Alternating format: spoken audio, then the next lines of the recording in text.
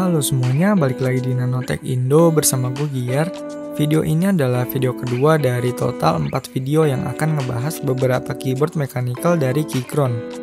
Dan di video kali ini yang mau gue bahas adalah Keychron K4 version 2 atau disebut juga K4 V2.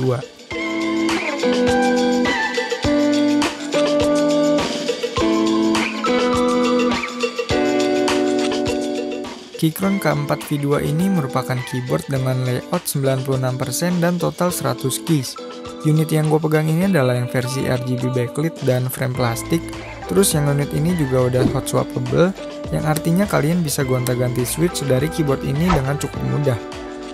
Berdasarkan informasi dari web resminya, soket switch ini udah kompatibel sama hampir seluruh MX Style 3 pin dan 5 pin switch mechanical lain, seperti dari Gateron itu sendiri, Cherry, Kail, dan lain-lain. Tapi buat key yang ini cuma support di 3 pin aja. Di paket penjualannya tentu aja kita bakalan dapat key puller dan switch pullernya. Terus juga dapat spare buat ganti layout keyboard dari layout Mac ke layoutnya Windows. Untuk harganya sendiri, Keychron K4 V2 RGB backlit hot swappable dan frame plastik ini dibanderol dengan harga 1,3 jutaan di official store-nya PTNM Tindo di Tokopedia. Gue sangat menyarankan kalau kalian mau beli keyboard dari Keychron ini buat di situ aja, karena PTNM Tindo ini merupakan distributor Keychron resmi di Indonesia yang punya garansi dan memiliki izin postal legal. Link pembeliannya bakal gue taruh di kolom deskripsi di bawah ya, siapa tahu kalau ada dari kalian yang mau beli. Oke lanjut, masih sama kayak Keychron K2 V2 yang gue review di video sebelumnya. Keychron K4 V2 ini adalah sebuah keyboard dengan dual mode, ada mode wireless dan ada juga mode wired atau kabelnya. Buat mode wirelessnya bisa connect ke 3 device sekaligus juga, dengan koneksi yang sama yaitu Bluetooth 5.1. Sementara buat mode wired atau kabelnya, keyboard ini udah pakai port USB Type-C. Cuma sayangnya untuk kabelnya ini masih yang biasa, belum yang versi sleeving kayak yang ada di Keychron K2 V2 sebelumnya. Buat koneksiin via Bluetooth masih sama kayak yang ada di versi Keychron K2. Switch dulu di bagian kiri keyboard ke mode Bluetooth, lalu tahan FN plus 1, 2, atau 3, sesuai mau connect ke device pertama, kedua, atau ketiga. Terus nyalain Bluetooth di device yang mau dikoneksiin, dan tinggal di pairing aja.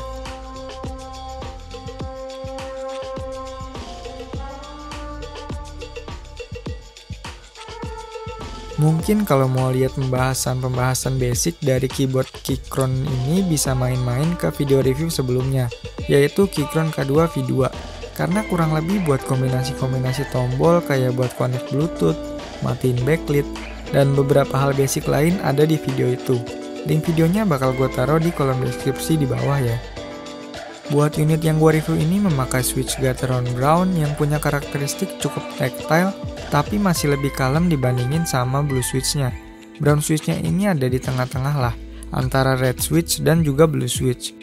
Dan buat suara typingnya berikut ini adalah footage-nya.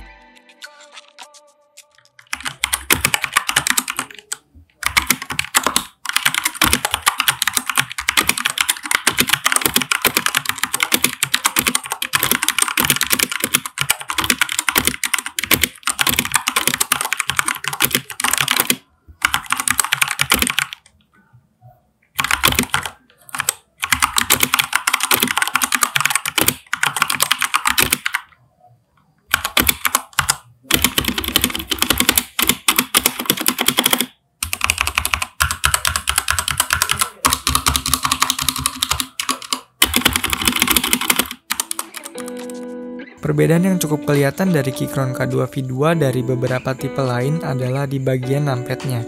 Yap, Keychron K2 V2 ini punya tombol numpad.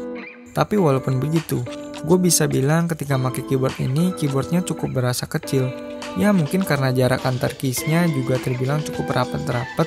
Jadinya bikin keyboard ini bisa hadir dengan 100 keys di ukuran yang cukup compact. Bahas build quality dari body, frame, dan keycaps-nya ini terbilang udah cukup solid banget. Berbahan ABS, dan kalau dilihat-lihat cukup tipis sih keycaps-nya ini. Dan kalau dari bagian luar itu kayak rada mengkilap gitu. Walaupun udah punya incline bottom frame, tapi gue ngerasa masih sama aja kayak Keychron K2 V2, masih cukup ketinggian keyboardnya. Jadi emang bener-bener butuh palm rest sih supaya lebih nyaman dan gak gampang pegel. Buat gonta-ganti efek dari backlit-nya, tinggal pencet tombol backlit di bagian kanan atas keyboard ini.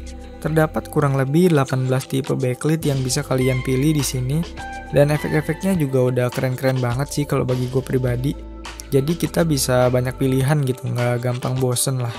Terus buat gonta-ganti warna juga bisa, caranya pencet Fn plus arrow kanan atau kiri. Buat matiinnya tinggal pencet tombol Fn plus tombol backlit-nya. Di caps lock dan tombol yang numpclear buat aktifin dan nonaktifin numpad-nya juga udah ada dedicated backlit-nya. Jadi udah ketahuan kalau misalnya tombolnya itu udah aktif atau belum. So, menurut gua Keychron K4 V2 ini merupakan keyboard dengan tombol yang cukup banyak, hampir lengkap ya, 96%, tapi punya desain minimalis dan ukuran yang terbilang cukup compact juga. Nggak gede-gede banget, tapi kita bisa dapetin tombol numpad di keyboard dengan ukuran segini. Sebuah hal yang cukup menarik sih, kalau di daily use kalian itu perlu buat pakai numpad. Oke, mungkin segitu dulu aja buat review kali ini. Nextnya gue akan ngebahas Keychron K6. Dan semoga kalian gak bosan ya dengan pembahasan keyboard berturut-turut kayak gini.